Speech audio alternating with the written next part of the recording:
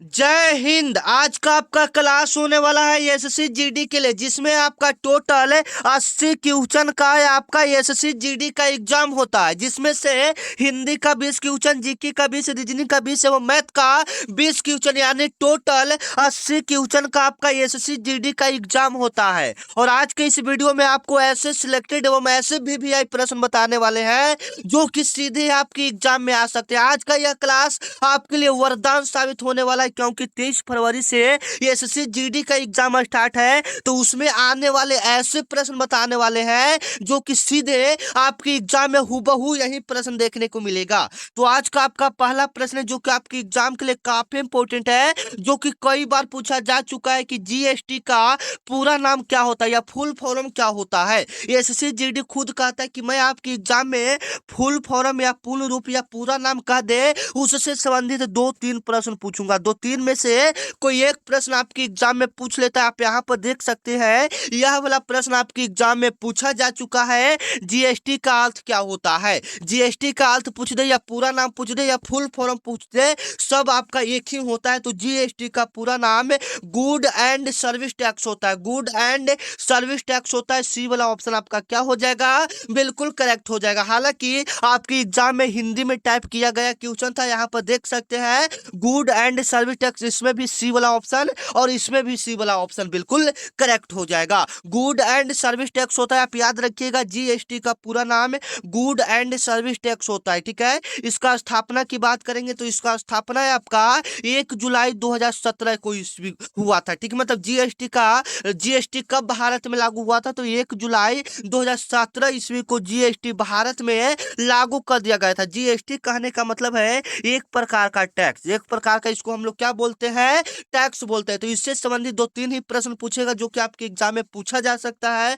पहला तो जीएसटी का पूरा नाम क्या होता है, गुड एंड सर्विस टैक्स। अगर इससे ज्यादा प्रश्न पूछे तो पूछेगा कि जीएसटी भारत में कब लागू हुआ था, तो 1 जुलाई 2017 ईस्वी को आपका जीएसटी भारत में लागू हुआ था। इस बात को आप याद रखिएगा। ठीक है, चलिए, और इससे इंपॉर्टेंट कभी कभी पूछ देता है कि एटीएम का पूरा नाम क्या होता है। एटीएम का पूरा नाम क्या होता है, तो ऑटोमेटिक टेलर मशीन होता है। सिम का पूरा नाम क्या होता है, सिम का एक बार पूछ दिया गया था एसएससी जीडी में, तो आप इसको भी देख लीजिएगा। सिम का पूरा नाम होता है सब्सक्राइबर आइडेंटिटी मॉड्यूल होता है। और एक इंपॉर्टेंट ऐसा प्रश्न जो कि आपके एग्जाम में काफी संभावना है कि यह प्रश्न पूछ सकता है, आरपीएफ का पूरा नाम क्या होता है। आरपीएफ एसएससी जीडी के अंतर्गत ही आता है। इसका पूरा नाम क्या होता है, तो आप बताइएगा, रेलवे पुलिस फोर्स होता है। क्या होता है, रेलवे पुलिस फोर्स होता है। आरपीएफ का पूरा नाम रेलवे पुलिस फोर्स होता है। ये भी क्वेश्चन आपकी एसएससी जीडी में कभी कभी पूछ दिया जाता है, तो आप उसको भी देख लीजिएगा। आज के इस क्लास में आपको ऐसे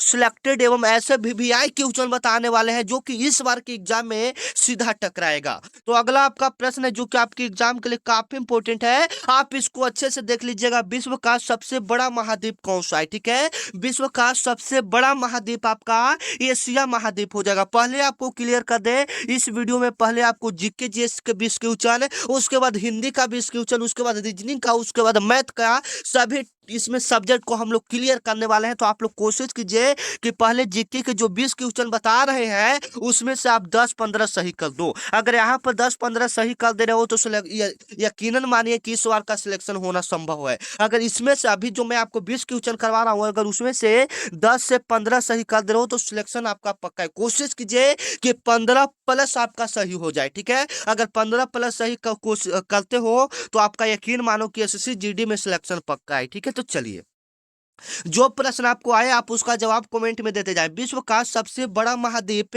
आपका एशिया महाद्वीप आ जाता है। कौन सा आ जाता है, एशिया महाद्वीप आ जाता है। यहाँ पर कभी कभी द्वीप पूछता है, सिर्फ द्वीप पूछ देगा कि ये विश्व का सबसे बड़ा द्वीप कौन सा है। द्वीप सिर्फ पूछेगा तो द्वीप सिर्फ पूछेगा तो ग्रीनलैंड हो जाएगा। क्या हो जाएगा, ग्रीनलैंड हो जाएगा। आप इसको याद रखिएगा, काफी इंपॉर्टेंट सवाल है। विश्व का सबसे बड़ा द्वीप आपका कौन सा हो जाएगा, ग्रीनलैंड हो जाएगा। और सबसे बड़ा महाद्वीप की बात करेगा तो एशिया महाद्वीप हो जाएगा, एशिया महाद्वीप हो जाएगा। अगर इसका कुल क्षेत्रफल की हम लोग बात करेंगे तो एशिया महाद्वीप का, मान लीजिए कि ये सवाल न पूछ के ये पूछ दिया कि एशिया महाद्वीप का कुल क्षेत्रफल कितना है, तो 44.6 मिलियन वर्ग किलोमीटर है। मतलब पृथ्वी का 1/, मतलब 3 में 1 हिस्सा आपका यही एशिया महाद्वीप है। मतलब मान लीजिए कि पृथ्वी 3 हिस्सा है, तो 3 हिस्सा में 1 हिस्सा आपका एशिया ही है। और इसका कुल क्षेत्रफल 44.6 मिलियन वर्ग किलोमीटर, लगभग 45 मिलियन के आसपास आता है। ठीक है, और चलिए एशिया महाद्वीप में लगभग कितने कितने देश आते हैं, तो लगभग एशिया महाद्वीप में लगभग आपका 48 देश आता है। और हम भी भारत जो आता है आपका, वह एशिया महाद्वीप के अंतर्गत ही आता है। ठीक है, और इससे संबंधित एक और प्रश्न पूछता है कि विश्व का सबसे बड़ा देश कौन सा है क्षेत्रफल की दृष्टि से। तो विश्व का सबसे बड़ा देश, सबसे लार्जेस्ट कंट्री आपका जो हो जाएगा वह रूस हो जाएगा। वह कौन सा देश हो जाएगा? रूस की जनसंख्या, सॉरी, रूस का क्षेत्रफल सबसे ज्यादा है पूरा दुनिया में। रूस का क्षेत्रफल सबसे ज्यादा है, आप इस बात को याद रखिएगा। काफी इंपोर्टेंस वाले एसएससी जीडी ये सब प्रश्न पूछते रहता है। ठीक है, अगला जो सवाल है ये स्वतंत्रता संग्राम से है, काफी इंपोर्टेंट सवाल है एवं बीबीआई एवं सिलेक्टेड प्रश्न है, तो आप इसको रट जाइएगा एवं इसका जवाब कमेंट में देने का कोशिश कीजिएगा। ठीक है, भारतीय स्वतंत्रता संग्राम का पहला आंदोलन कौन सा था? भारतीय स्वतंत्रता संग्राम का पहला आंदोलन कौन सा था? मतलब भारतीय, मतलब स्वतंत्र होने से पहले भारत में पहला किया गया आंदोलन कौन था? तो वो आपका चंपारण सत्याग्रह था। कौन सा आंदोलन था? चंपारण सत्याग्रह था। और यह आंदोलन महात्मा गांधी जी के द्वारा किया गया था। किसके द्वारा किया गया था? यह आंदोलन महात्मा गांधी जी के द्वारा किया गया था 1917 ईस्वी में। यह आंदोलन कब किया गया था? 1917 ईस्वी में महात्मा गांधी जी के द्वारा भारत में किया गया पहला आंदोलन था चंपारण सत्याग्रह, जो कि आपका बिहार में हुआ था। ठीक है, पहले क्लियर कर दें। असहयोग आंदोलन कब हुआ था? तो याद रखिएगा, असहयोग आंदोलन आपका 1920 ईस्वी में हुआ था। सहयोग आंदोलन कब हुआ था? 1920 ईस्वी में आपका असहयोग आंदोलन हुआ था। आप लोग भी कमेंट में जवाब देते जाएंगे, ठीक है ना। और आप लोग बताइएगा आप लोग को क्लास कैसा लग रहा है, एक बार कमेंट में जरूर लिखिएगा कि हाँ सर आपका क्लास खराब लग रहा है, अच्छा लग रहा है, क्या लग रहा है। एक बार कमेंट में जरूर लिखिएगा कि हमारा क्लास आपको कैसा लग रहा है। अगला प्रश्न कि भारत छोड़ो आंदोलन कब हुआ था? तो याद रखिएगा, भारत छोड़ो आंदोलन आपका हुआ था 8 अगस्त 1942 ईस्वी को। ये सभी प्रश्न जो है आपके एग्जाम में पूछा जा सकता है, तो ये सबको भी नोट कर लीजिएगा कॉपी पर। ये सब सिलेक्टेड एवं वीवीआई प्रश्न है। आज का यह क्लास आपको वर्दी दिलाकर रहेगा। ठीक है, मतलब आज का क्लास आपके लिए काफी इंपोर्टेंट, काफी वरदान साबित होने वाला है। ठीक है, तो भारत छोड़ो आंदोलन 8 अगस्त 1942 ईस्वी को महात्मा गांधी जी के द्वारा किया गया था। और इसी में महात्मा गांधी जी ने करो या मरो का नारा दिए थे। करो या मरो का नारा गांधी जी ने किस आंदोलन में दिया था? तो भारत छोड़ो आंदोलन में। भारत का विभाजन कब हुआ था? तो भारत का विभाजन आपका 1905 ईस्वी में हुआ था। भारत का विभाजन कब हुआ था? 1905 ईस्वी में हुआ था। किसने किया था? तो लॉर्ड कर्जन ने आपका बंगाल का विभाजन किया था, लेकिन 1911 ईस्वी में बंगाल विभाजन को वापस रद्द कर दिया गया था। और किसने किया था? तो लॉर्ड हार्डिंग नाम का व्यक्ति ने किया था। किसने किया था? लॉर्ड हार्डिंग नाम का व्यक्ति ने किया था। यहाँ पर सारे ऑप्शन को हम लोग क्लियर किए। अगर इससे संबंधित भी आपके एग्जाम में प्रश्न बनता है तो आपको कोई दिक्कत नहीं होना चाहिए। कभी कभी आपके एग्जाम में ऐसा एक सवाल डाल देता है, ऐसा पूछेगा नहीं, लेकिन कभी कभी ऐसा एक सवाल डाल देता है कि ताजमहल कहाँ स्थित है। ठीक है, ये सभी बच्चे को पता है ताजमहल कहाँ स्थित है। तो आप लोग कमेंट में फटाफट जवाब देंगे ताजमहल आपका कहाँ स्थित है। ताजमहल आपका कहाँ स्थित है, फटाफट कमेंट में जवाब देंगे, क्योंकि इजी सवाल है। और इसका स्थापना की बात करें, मान लीजिए कि इसे अगर सवाल भी पूछ दे, ताजमहल से सवाल भी बने, तो इससे जो टॉप लेवल का सवाल बनाएगा यही बनाएगा कि इसका निर्माण कब हुआ था। इससे ज्यादा इससे टॉप प्रश्न नहीं बनेगा। ताजमहल का निर्माण कब हुआ था? तो 1632 ईस्वी में स्टार्ट हो गया था बनाना, लेकिन बना कब तक था? 1648 ईस्वी में इसका निर्माण पूरी तरह से हो गया था। तो इसका निर्माण 1648 ईस्वी में आता है कि ताजमहल का निर्माण कब हुआ था? 1648 ईस्वी में हुआ था। और किसने कराया था ये भी पूछ सकता है कि ताजमहल का निर्माण किसने कराया था, तो ये भी आप लोग कमेंट में बता दीजिएगा इसका निर्माण किसने करवाया था। ठीक है, ताकि हमको पता चले कि हाँ आप लोग अच्छे से पढ़ाई करें और आप लोग अपने घर में भी लग जाइए जोर और जुनून के साथ, क्योंकि आपका एग्जाम डेट फिक्स हो चुका है। 23 फरवरी से आपका एग्जाम स्टार्ट है, तो मेहनत आज से करने लग जाइए। और हम आपके लिए 23 फरवरी तक डेली एसएससी जीडी का क्लास लाएंगे आपका बड़ा भाई बनकर, ठीक है। तो आप लोग चैनल को क्या कर लीजिएगा, सब्सक्राइब कर लीजिएगा, क्योंकि यह चैनल आपके बड़े भाई की तरह डेली इस पर इंपॉर्टेंट एवं एक्सपेक्टेड एवं वीवीआई क्वेश्चन लाएगा, जो कि सीधे आपके एग्जाम में आएगा। तो चैनल को आप लोग क्या कर लीजिएगा, सब्सक्राइब कर लीजिएगा। जब तक आपका एग्जाम नहीं हो जाएगा 23 फरवरी तक, यहाँ पर आपको डेली एसएससी जीडी का क्लास मिलेगा इस चैनल पर। तो चैनल को आप लोग क्या कर लीजिएगा, सब्सक्राइब कर लीजिएगा, ठीक है। चलिए अगला प्रश्न है जो कि आपके लिए काफी इंपॉर्टेंट है, काफी इंपॉर्टेंट है, इसको देख लीजिएगा। ऐसा एक सवाल आपकी एसएससी जीडी में पूछा जाता है, भारत का सबसे बड़ा राज्य कौन सा है क्षेत्रफल के आधार पर।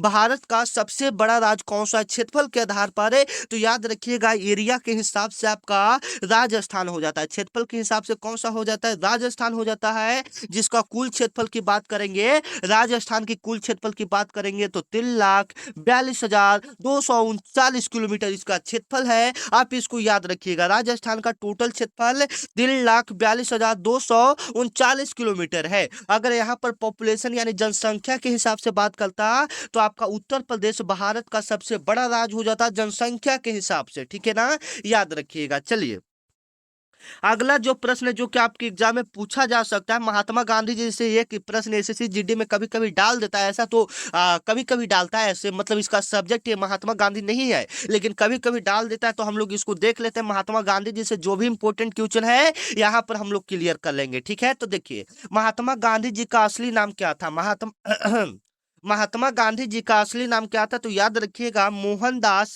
करमचंद गांधी था। महात्मा गांधी जी का असली नाम क्या था, मोहनदास करमचंद गांधी था। आप इसको याद रखिएगा, महात्मा गांधी जी का असली नाम मोहनदास करमचंद गांधी था। और इनके पिताजी की बात करेंगे तो इनके पिताजी का जो नाम था, इनका पिताजी का नाम था मोहनदास करमचंद गांधी ही था, ठीक है ना। और इनका असली नाम क्या था, मोहनदास करमचंद गांधी ही ना, हाँ।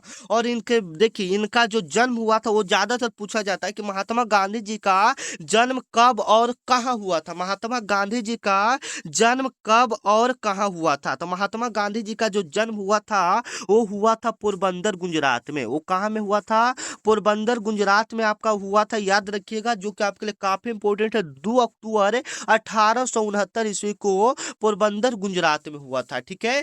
फिर से हम लोग देख लेते हैं, महात्मा गांधी जी का पूरा नाम मोहनदास करमचंद गांधी और इनके पिताजी का नाम था करमचंद गांधी। इसके पिताजी का नाम क्या था, करमचंद गांधी था, ठीक है, याद रखिएगा। और इनका मृत्यु कब हुआ था, इनका मृत्यु आपका हुआ था 30 जनवरी 1948 ईस्वी को। महात्मा गांधी जी का मृत्यु हुआ था, मतलब हत्या किसने किया था महात्मा गांधी जी का, वो भी पूछता है कभी कभी। तो याद रखिएगा नाथूराम गोडसे ने महात्मा गांधी जी का हत्या किया था, इस बात को आप याद रखिएगा। और महात्मा गांधी जी का शादी 13 वर्ष की उम्र में पुतली क्या बोलते हैं, कस्तूरबा गांधी के साथ हो गया था। किसके साथ हो गया था, कस्तूरबा गांधी के साथ महात्मा गांधी जी का शादी 13 साल की उम्र में हो गया था, इस बात को आप याद रखिएगा। ये सारे ऐसे इंपॉर्टेंट क्वेश्चन है जो कि आपके एग्जाम में पूछा जा सकता है। महात्मा गांधी जी के जो आंदोलन किए गए थे उससे भी आपके एग्जाम में प्रश्न पूछता है, जैसे भारत छोड़ो आंदोलन कब हुआ, दांडी मार्च कब हुआ, ये सब इंपॉर्टेंट सवाल है। आप इसको थोड़ा अच्छे से याद करके एसएससी जीडी के एग्जाम में जाइएगा, ठीक है। चलिए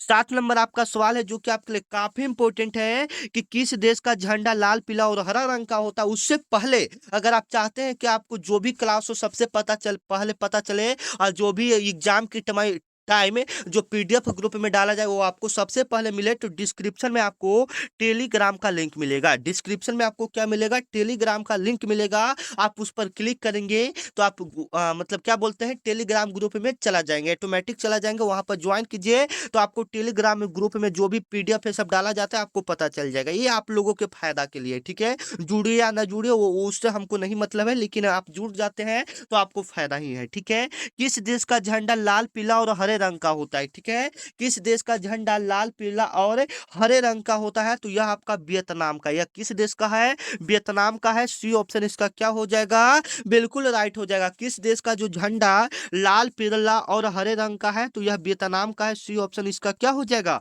बिल्कुल राइट हो जाएगा। 9 नंबर आपका सवाल है जो कि आपके एग्जाम के लिए काफी इंपोर्टेंट है, भारत का सबसे बड़ा बंदरगाह कौन सा है, भारत का सबसे बड़ा बंदरगाह कौन सा है। 9 नंबर काफी इंपोर्टेंट सवाल है, तो ये आपका कौन सा हो जाएगा, याद रखिएगा। भारत का सबसे बड़ा बंदरगाह है आपका मुंबई बंदरगाह। भारत का सबसे बड़ा बंदरगाह आपका कौन सा हो जाएगा, मुंबई बंदरगाह हो जाएगा। भारत का सबसे बड़ा बंदरगाह कौन सा, मुंबई बंदरगाह हो जाएगा। आप इसको याद रखिएगा।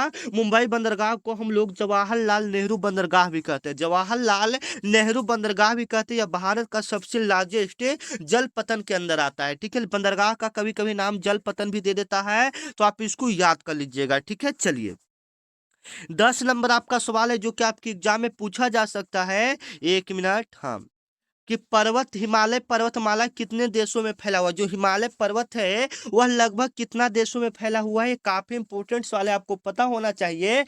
पर्वत ये सबसे भी एक प्रश्न आपके एग्जाम में आता है। तो हिमालय पर्वतमाला है आपका 7 देशों में है, सॉरी 5 देशों में फैला हुआ है। कितना देशों में फैला हुआ है? 5 देशों में फैला हुआ है। और पांचों का नाम यहाँ पर हम लोग देख लेंगे। पहला आपका तो अपना भारत ही हो जाता है, दूसरा आपका नेपाल हो जाता है, तीसरा आपका भूटान हो जाता है, तीसरा चौथा आपका चीन, और पांचवा आपका क्या हो जाएगा, पाकिस्तान। ये 5 देश में आपका हिमालय पर्वतमाला फैला हुआ है। हिमालय इतना देश में फैला हुआ है। और कभी कभी पूछ देता है कि माउंट एवरेस्ट किस देश में स्थित है? माउंट एवरेस्ट, ये भी आपको पता होना चाहिए क्योंकि ये भी पर्वत से संबंधित प्रश्न है। माउंट एवरेस्ट किस देश में स्थित है? आप लोग भी बताइएगा, माउंट एवरेस्ट किस देश में स्थित है? तो ये आपका नेपाल में स्थित है। ये आपका कहाँ में स्थित है? नेपाल में। देखिए, और इस बार को आपको जोर शोर का मेहनत करना है, इस बार का सिलेक्शन जरूर होगा, ठीक है। आप अपने घर पर भी मॉक टेस्ट दीजिए, मॉक टेस्ट या टेस्ट लगाइए, या क्या बोलते हैं, सेट लगाइए। सेट जो होता है ना, वो लगाइए, आपका जरूर इस बार का रिजल्ट बेहतर होगा। और हम जो रिवीजन आपको करवा रहे हैं उसको भी कर लीजिए, क्योंकि रिवीजन जो हम करवा रहे हैं बाबू, वो क्वेश्चन आपके एग्जाम में पूछा गया क्वेश्चन है, ठीक है ना।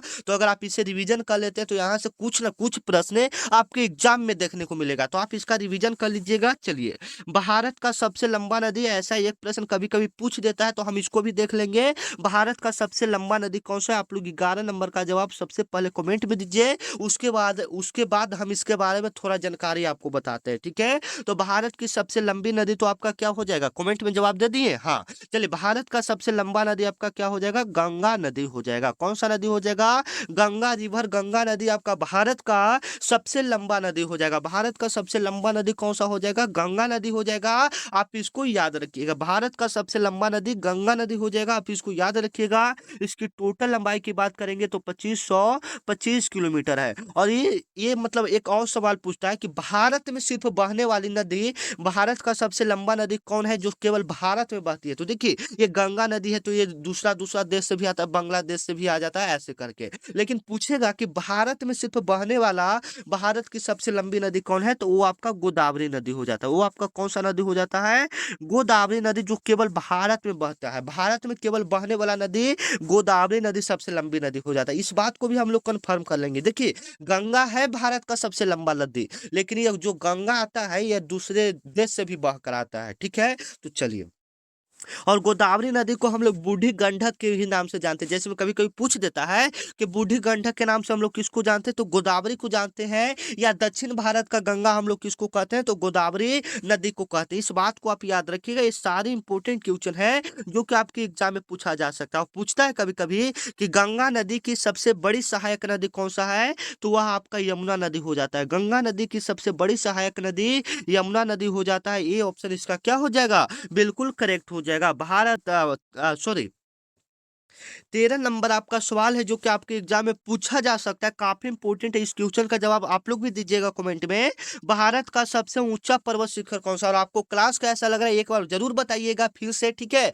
और चैनल को सब्सक्राइब नहीं किया हो तो चैनल को एक बार क्या कर लीजिएगा भाई, सब्सक्राइब कर लीजिएगा। अपना बड़ा भाई मानकर यह चैनल आपको हर एक एग्जाम की तैयारी करवाएगा, ठीक है ना। तो चलिए, भारत का सबसे ऊंचा पर्वत कौन सा है, तो याद रखिएगा, भारत का पूछेगा तो वो आपका कंचनजंगा आता है। भारत का सबसे ऊंचा पर्वत शिखर वो आपका कंचनजंगा आता है। अगर पूछ देगा कि कंचनजंगा कहाँ में है, तो याद रखिएगा, ये आपका सिक्किम में है। कंचनजंगा आपका कहाँ में स्थित है, ये आपका सिक्किम में स्थित है। कंचनजंगा आपका कहाँ में स्थित है, ये आपका सिक्किम में स्थित है। नंदा देवी आपका कहाँ में स्थित है, तो नंदा देवी आपका कभी कभी पूछ दिया जाता है, तो इसको भी याद कर लीजिएगा। नंदा देवी आपका उत्तराखंड में पाया जाता है, ठीक है। चलिए,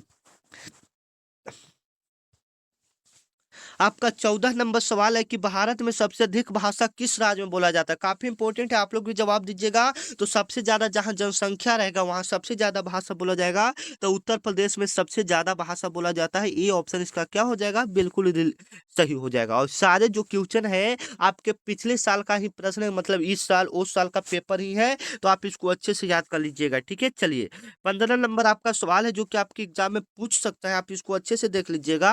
भारत का जो संविधान है उसको कब लागू किया गया, भारत के संविधान को कब लागू किया गया। ऐसे तो ये सिंपल सा क्वेश्चन है, लेकिन इससे थोड़ा टफ लेवल का प्रश्न पूछेगा जो कि हम अभी आपको क्लियर कर देते हैं, ठीक है। तो भारत का संविधान कब लागू हुआ था, तो याद रखिएगा, ये तो सभी को पता है। तो सबसे पहले आप लोग इसका जवाब है कमेंट में दीजिए। तो सबसे पहले क्या होगा, तो 26 जनवरी 1950 ईस्वी को भारत का संविधान लागू हुआ था। ये तो पहले आप लोग क्लियर कर लिए। अब हम लोग इससे संबंधित प्रश्न देख लेते हैं जो कि आपकी सॉरी SSC GD के एग्जाम में आ सकता है, ठीक है। तो देखिए सबसे पहले तो भारत को संविधान बनने में टोटल कितना समय लगा था, ये इंपॉर्टेंट सवाल है। तो टोटल जो समय लगा था वो लगा था 2 साल 11 माह 18 दिन का समय लगा था। टोटल समय कितना लगा था, 2 साल 11 माह 18 दिन का आपका इसका टोटल समय लगा था संविधान को बनाने में। ये पहले आप क्लियर कर लीजिए, ठीक है। और लगभग 64 लाख रुपया खर्च आया था, ये क्लियर कर लीजिए। और भी इंपॉर्टेंट प्रश्न को क्लियर कीजिए जो कि आपके एग्जाम में आ सकता है। संविधान में टोटल कितने अनुच्छेद है, तो 395 अनुच्छेद है। संविधान में टोटल कितने अनुच्छेद है,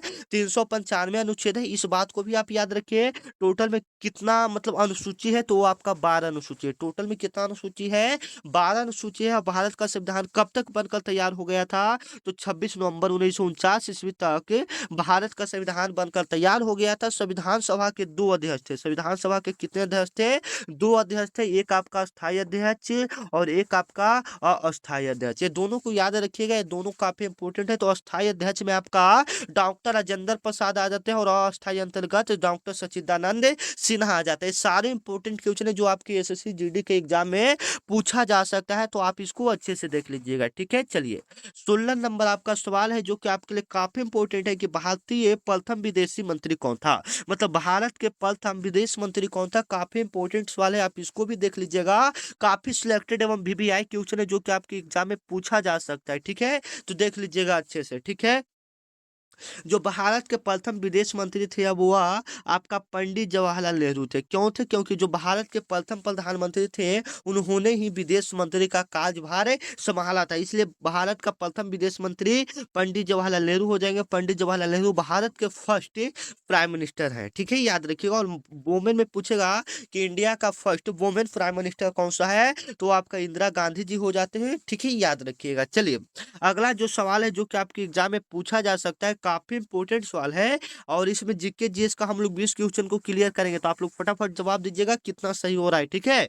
भारत का सबसे बड़ा द्वीप पूछ रहा है, ठीक है, भारत का पूछ रहा है। अगर दुनिया का सबसे बड़ा पूछ देगा तो वो आपका ग्रीनलैंड हो जाता है। दुनिया का सबसे बड़ा द्वीप कौन सा हो जाता है, ग्रीनलैंड हो जाता है, ठीक है। सारे क्वेश्चन आप याद रखिएगा, सारे क्वेश्चन आपके एग्जाम के लिए काफी इंपोर्टेंट है। भारत का सबसे बड़ा द्वीप आपका हो जाएगा अंडमान निकोबार द्वीप समूह। भारत का सबसे बड़ा द्वीप समूह कौन सा हो जाएगा, अंडमान निकोबार द्वीप समूह। बी ऑप्शन इसका क्या हो जाएगा, बिल्कुल करेक्ट हो जाएगा। भारत का सबसे बड़ा द्वीप समूह अंडमान निकोबार द्वीप समूह है। और विश्व का पूछेगा तो वो आपका ग्रीनलैंड हो जाएगा, ठीक है। चलिए आपका 19 नंबर सवाल है जो कि आपके एग्जाम में पूछा जा सकता है। भारत में सबसे अधिक आबादी वाला राज्य कौन सा है, ठीक है। भारत का सबसे अधिक आबादी वाला राज्य कौन सा है, काफी इंपोर्टेंट एवं सिलेक्टेड एवं VVI प्रश्न है। आप इसको देख लीजिएगा। ये वाला प्रश्न मैं आपको ऊपर भी करवा चुका हूं कि जनसंख्या की दृष्टि से भारत का सबसे बड़ा राज्य कौन सा है, या आबादी वाला राज्य पूछेगा तो वो आपका क्या हो जाएगा, उत्तर प्रदेश हो जाएगा। C option is the sorry B option is the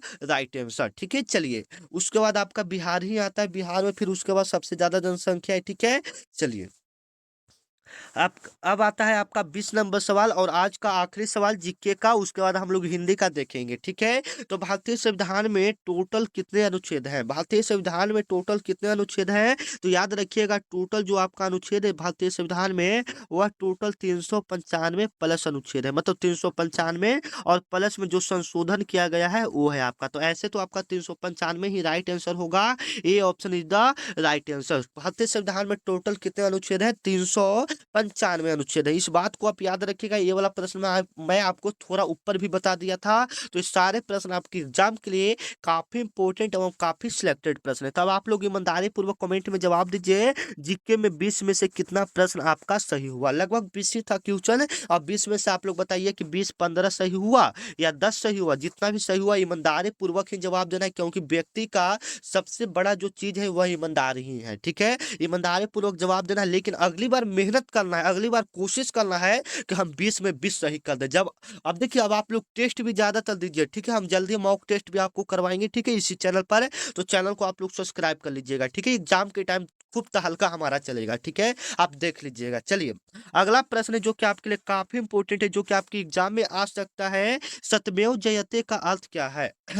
सत्यमेव जयते का अर्थ क्या होता है? ये पहला का क्या होगा? अब हिंदी में भी आप लोग 20 क्वेश्चन सही करने का कोशिश कीजिए। ठीक है, तो फटाफट जवाब दीजिएगा। सत्यमेव जयते का अर्थ क्या होता है? तो यह हमारा नारा है, सत्यमेव जयते। तो सत्य की विजय होता है, यह हमारा नारा दिया गया है। भारत का यह मतलब प्रसिद्ध नारा है, सत्यमेव जयते, यानी सत्य का ही जय होता है। अगर आप लोग अच्छे से मेहनत करते हैं तो आपका भी इस बार विजय होगा, आपका भी इस बार नौकरी लगेगा। ठीक है, तो मेहनत खूब अच्छे से करना है, सत्य का विजय होता है। आप लोग भी कमेंट में फटाफट जवाब देते जाएंगे, क्योंकि जवाब देने से देखिए क्या होता है, आपको डबल याद होगा। ठीक है ना, पहले से तो आपको याद ही रहेगा, फिर जवाब देंगे तो फिर आपको ज्यादा याद हो जाएगा। और आप ऐसे एग्जाम में सोचेंगे कि हाँ, हमने कमेंट में ये वाला सवाल का जवाब दिया था, तो ज्यादातर आपका याद होने का संभावना रहता है। तो आप लोग फटाफट कमेंट में जवाब देंगे। ठीक है, निम्नलिखित में से कौन सी भाषा भारतीय संविधान के 8वीं अनुसूची में शामिल नहीं है? तो पहले मैं आपको क्लियर कर दूं कि भारतीय संविधान से भी कभी कभी प्रश्न हिंदी में डाल देता है। तो देखिए, ये भाषा से है, तो भाषा तो आपका हिंदी में ही आता है। तो भारतीय संविधान के 8वीं अनुसूची में टोटल 22 भाषाओं का मान्यता प्राप्त है। भारत में टोटल आप 22 भाषाओं में बात कर सकते हैं। ठीक है, ये 22 भाषाओं को भारत सरकार द्वारा मान्यता प्राप्त है। आप कहीं भी जाकर ये 22 भाषाओं में बात कर सकते हैं, भारत के किसी भी कोने में जाकर। ठीक है, तो यहाँ पर तो ये सिंधी भी आपका है, कश्मीरी भी है, कन्नड़ भी है, उर्दू भी है, सभी भाषाओं का मान्यता है। लेकिन ऑप्शन में आपका वो वाला ऑप्शन नहीं है जो पूछ रहा है कि नहीं है, नहीं भी पूछ रहा है ना कि नहीं है। तो सिंधी, कश्मीरी, कन्नड़, उर्दू, हिंदी, इंग्लिश, ये सब भाषाओं का मान्यता प्राप्त है। ठीक है, तो ये सब क्लियर कर लीजिएगा। ठीक है, ऑप्शन में अगर रहता तो वो आपको हम बता देते। ठीक है, तो हालांकि ऑप्शन में वो आपका है ही नहीं। ठीक है, तो नहीं होगा। ठीक है, चलिए, आपका अगला प्रश्न है कि अंधेरे छटने को है में अंधेरे का पर्यायवाची क्या होगा? अंधेरा को हम लोग और क्या बोल सकते हैं? पर्यायवाची का मतलब हम लोग समझेंगे कि हम उस शब्द को और क्या बोल सकते हैं। तो पर्यायवाची को हम लोग अंधेरा भी बोलते हैं। पर्यायवाची को हम लोग क्या बोलते हैं? अंधकार या अंधेरा भी बोलते हैं। बी ऑप्शन इसका क्या हो जाएगा? बिल्कुल करेक्ट हो जाएगा। 4 नंबर आपका प्रश्न है, जो कि आपके एग्जाम में कभी कभी पूछ दिया जाता है कि वेद का अर्थ क्या है। इसको आप रट जाइएगा। 4 नंबर प्रश्न आपके एग्जाम के लिए काफी इंपॉर्टेंट है कि वेद का अर्थ क्या होता है। तो ये आपका ज्ञान का संग्रह होता है। जो वेद होता है वो पूरा ज्ञान का क्या होता है? संग्रह होता है। ये ऑप्शन आपका क्या हो जाएगा? बिल्कुल राइट हो जाएगा। वेद आपका टोटल 4 प्रकार का होता है। वेद आपका टोटल कितना प्रकार का होता है? 4 प्रकार का होता है, जिसमें पहला आपको हो जाता है ऋग्वेद, यजुर्वेद, अर्थवेद, सामवेद। और सबसे पुराना वेद कभी कभी पूछ देता है कि सबसे पुराना वेद कौन सा है, तो वो आपका ऋग्वेद के अंतर्गत आता है। ठीक है, चलिए, अतिथि देवो भव का अर्थ क्या है? ये भी इंपॉर्टेंट सवाल है, आपके एग्जाम में पूछा जा सकता है। एसएससी जीडी के लिए काफी इंपॉर्टेंट है, तो आप लोग भी जवाब दीजिएगा। अतिथि देवो भव मतलब अतिथि जो होता है, जो हमारे द्वार पर कोई आता है, तो वह भगवान के समान होता है। हमारे भारत में ऐसा कहा गया है, तो अतिथि भगवान होता है। ये ऑप्शन क्या हो जाएगा? बिल्कुल राइट हो जाएगा। आप इसको अच्छे से याद कर लीजिएगा। ठीक है, सारा प्रश्न का जवाब आप लोग कमेंट में देते जाइएगा, जो सवाल आपको आए। ठीक है, चलिए, सिंहासन शब्द का पर्यायवाची क्या होगा? सिंहासन को हम लोग और क्या बोल सकते हैं? ठीक है, ये भी काफी इंपॉर्टेंट है, तो हम इसको भी देख लेंगे। सिंहासन को और हम लोग क्या बोल सकते हैं? तो देखिए, सिंहासन को हम लोग कुर्सी, पद, तख्त भी बोल सकते हैं ना। सिंहासन माने किसी का तख्त है।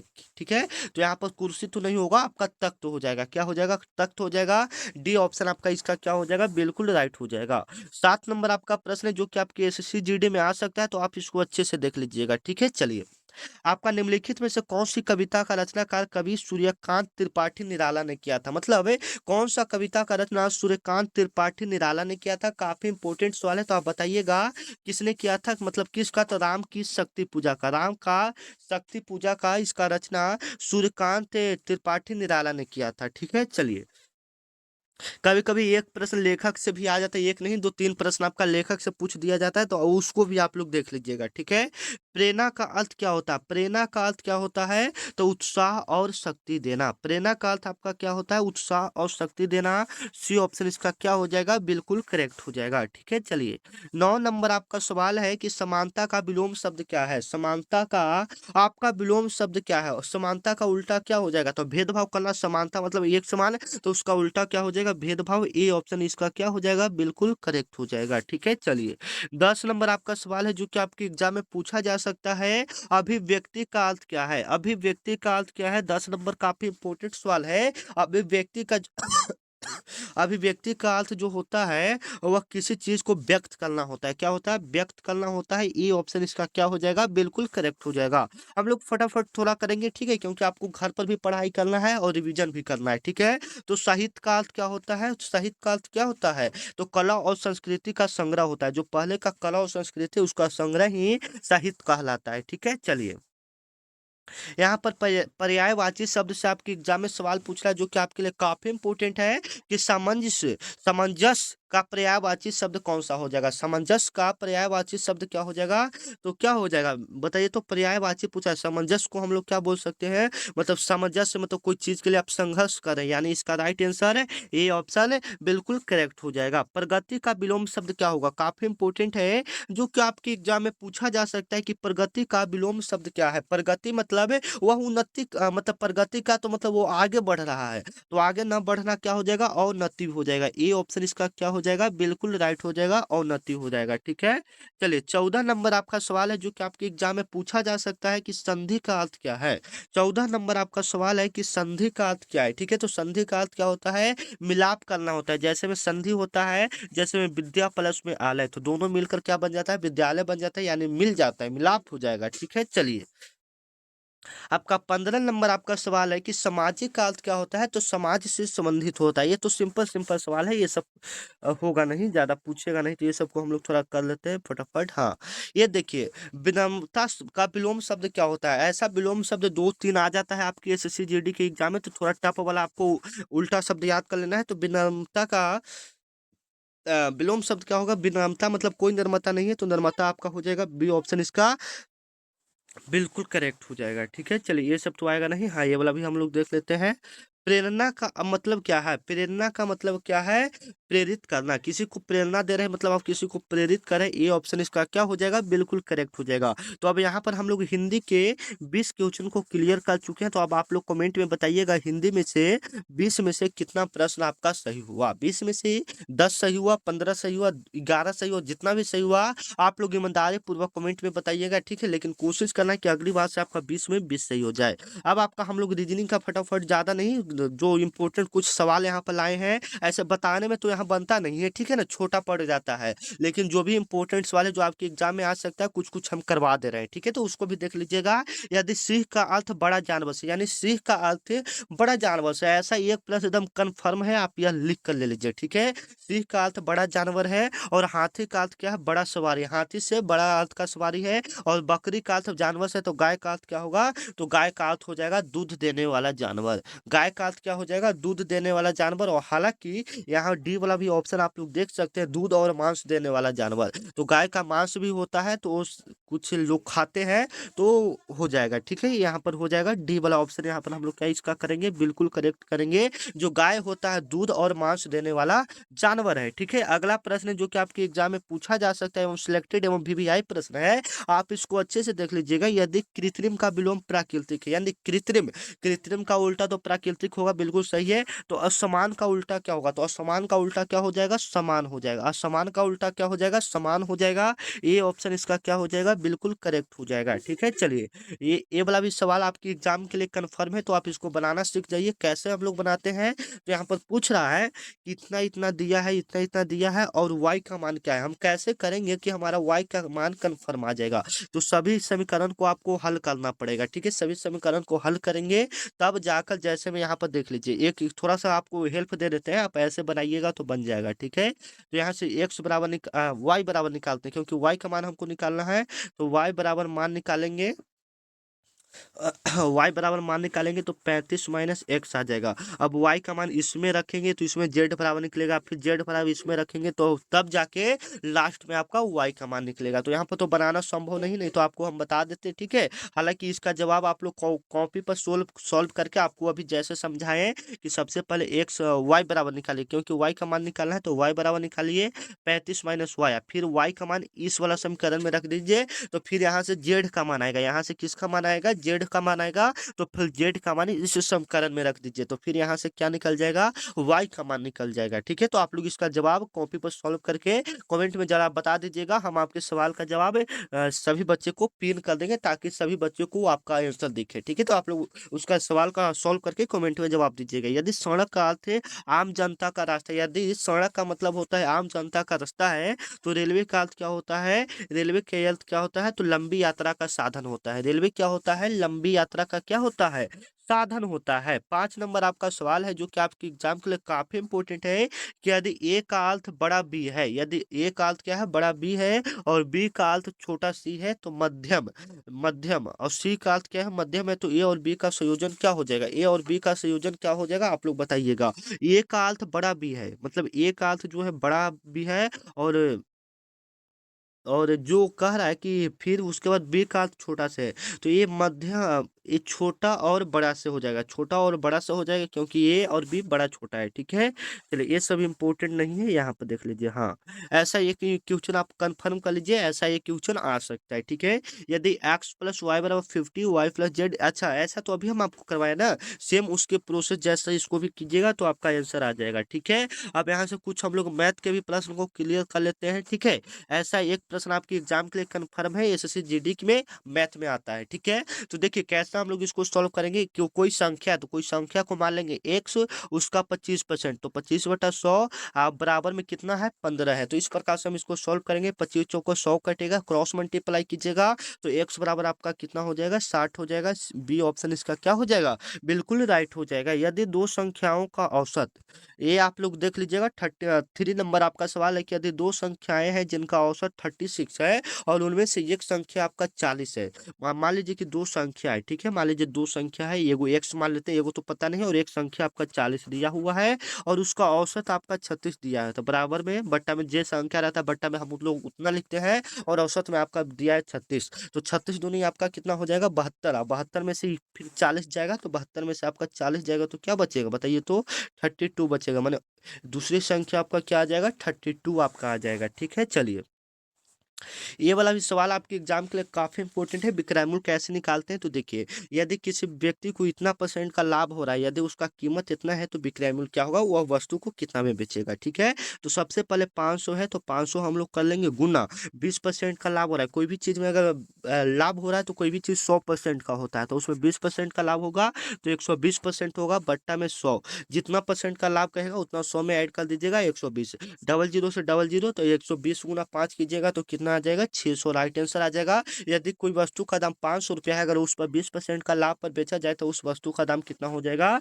600 हो जाएगा। ऐसा एक सिंपल, ऐसा तो ये सिंपल क्वेश्चन है लेकिन आपके एग्जाम के लिए थोड़ा है, ठीक है। तो आप इसको देख लीजिएगा, इसको कैसे सॉल्व करेंगे, 5x माइनस 3 बराबर 2x प्लस 12 है, तो इसको 5x इधर से माइनस 2x करेंगे, बराबर में 12 प्लस में 3 करेंगे, तो यहाँ पर कितना हो जाएगा, 5 में से 2 जाएगा तो 3x बराबर 15, तो ये काटेंगे तो 5 बार में कट जाएगा, ये ऑप्शन इसका क्या हो जाएगा, बिल्कुल करेक्ट हो जाएगा, ठीक है। चलिए ऐसा एक क्वेश्चन अभी आपको हम ऊपर सॉल्व करना बता दिए हैं, तो इसको भी हम लोग सॉल्व कर ही लेते हैं, ठीक है।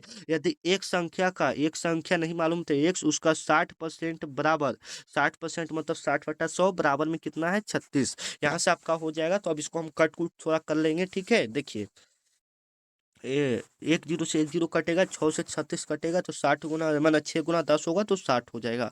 सी ऑप्शन इसका क्या हो जाएगा, बिल्कुल करेक्ट हो जाएगा। तो मिलते हैं नेक्स्ट वीडियो में, आज का क्लास इतना ही आपका है, ठीक है। अगला वीडियो में और भी खतरनाक क्लास आएगा जो कि इंपॉर्टेंट एवं एक्सपेक्टेड एवं वीवीआई क्वेश्चन आएगा जो कि आपके एग्जाम के लिए काफी इंपॉर्टेंट होगा। तो आप लोग चैनल को क्या कर लीजिएगा, एक बार सब्सक्राइब कर लीजिएगा, और यहाँ तक क्लास देखा उसके लिए बहुत बहुत धन्यवाद आपका। मिलते हैं नेक्स्ट वीडियो में, तब तक के लिए जय हिंद जय भारत। आप लोग भी डेली ऐसे ही क्लास कीजिए और अपने घर पर भी मेहनत कीजिए, इस बार का वर्दी आपके नाम होने वाला है। और अभी तक आप लोग टेलीग्राम ग्रुप को ज्वाइन नहीं किए हैं तो टेलीग्राम ग्रुप को आप लोग क्या कर लीजिएगा, ज्वाइन कर लीजिएगा, क्योंकि टेलीग्राम ग्रुप में आपको जो भी पीडीएफ है, जो भी क्लास होता है, सबसे पहले आपको डाला जाता है। डिस्क्रिप्शन में आपको लिंक मिल जाएगा, डिस्क्रिप्शन में आपको क्या मिल जाएगा, लिंक मिल जाएगा, आप वहां से ज्वाइन कर सकते हैं। ठीक है, तो मिलते हैं नेक्स्ट वीडियो में, तब तक के लिए जय हिंद जय भारत। ठीक है, चलिए।